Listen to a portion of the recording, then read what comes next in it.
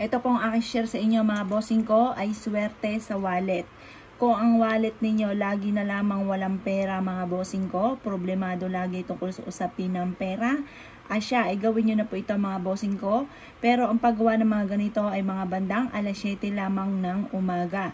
At ibibilad natin ito hanggang alas 8.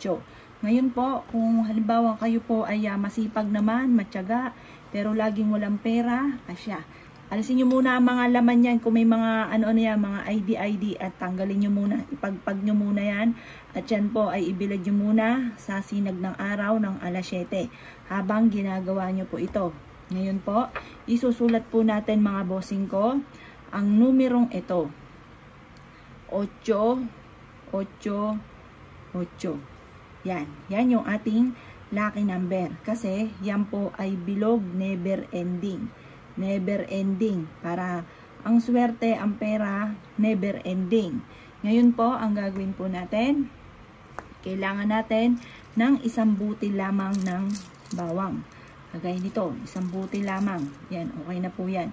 Isang butil. Yung maliit-liit lang kasi baka ang inyo pong pitaka ay umumbok kapag ka merong ganito. Kaya yung maliit lang ang pipiliin po ninyo.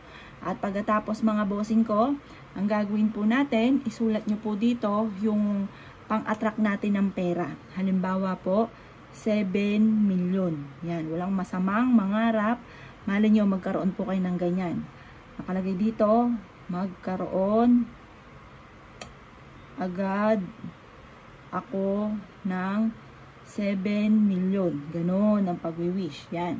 At pagkatapos ito mga bossing, ito po ay tutupiin po natin. Yan, ganyan lang. Tutupiin po natin.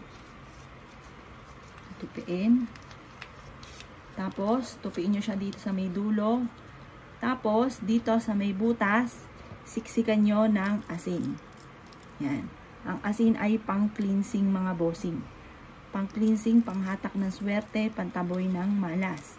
Ganyan mga bossing. Tapos, ito yung ating wallet. Ngayon, ilalagay natin ito dito sa loob. Yan. Mula ngayon, ito ipanimula na para magkaroon ako araw-araw ng malaking pera. Ganyan mga bossing ko ang pagwiwish ha.